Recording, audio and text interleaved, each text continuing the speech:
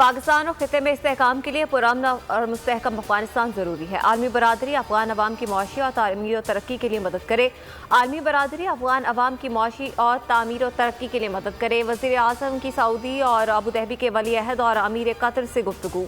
अफगानिस्तान के सियासी तस्वीर पर इत्तेफाक, कहा मुहाजिरीन से मुतालिक मसाइल से बचने के लिए आलमी बरादरी को किरदार अदा करना होगा। इमरान खान को माफ नहीं करेंगे, इनसे हिसाब लेंगे। आइंदा इलेक्शन में पूरे मुल्क में हुकूमत बनाएंगे। वज़ीर आज़म और वज़ीर आला पंजाब जियाले होंगे। अवाम की मदद से कठपुतली हुकूमत गिराएंगे। बिलावल भुट्टो का दावा, कहा नवाज शरीफ की वापसी उनकी अपनी मर्जी से है। अवाम को अल्ताफ हुसैन और अशरफ गनी मॉडल कबूल नहीं। धोखा ना होता तो हुकूमत को अदम एतमाद से गिरा देते और नए इंतखाबात होते। शहबाज शरीफ ने स्टेट बैंक और नेपरा की स्टेट ऑफ इंडस्ट्री रिपोर्ट को नून लीग की सच्चाई और हुकूमत के झूठ का सबूत करार दे दिया। कहा हुकूमत ने मार्केट से 30% महंगी LNG खरीद कर अवाम पर जुल्म ढाया। महंगी बिजली पैदा करके कौम की जेब काटी गई।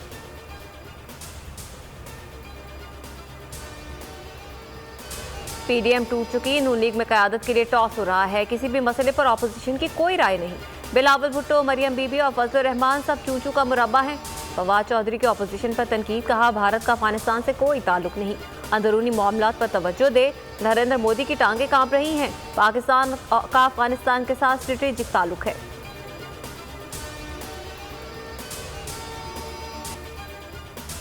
रॉ और NDS तलवे चाट रहे हैं। भारत को अफगानिस्तान में बड़ी शिकस्त हुई। DGISI का दौरा काबुल पर भारत वावेला मचा रहा है।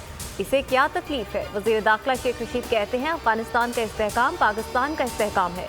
वहाँ अमन चाहते हैं। उम्मीद है अफगान सरजमीन पाकिस्तान के खिलाफ इस्तेमाल नहीं होगी।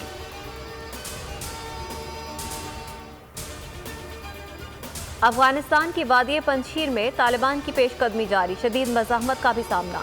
अफगानिस्तान में कौमी हुकूमत के क़याम की कोशिशें तेज। आइंदा चंद दिनों में हुकूमत का ऐलान मुतवक्के। काबुल में भी हालात मामूल पर आने लगे। अफगान एयरलाइन ने अंदरूनी मुल्क परवाजें शुरू कर दी। काबुल में यूनिवर्सिटीज भी खोल दी गई।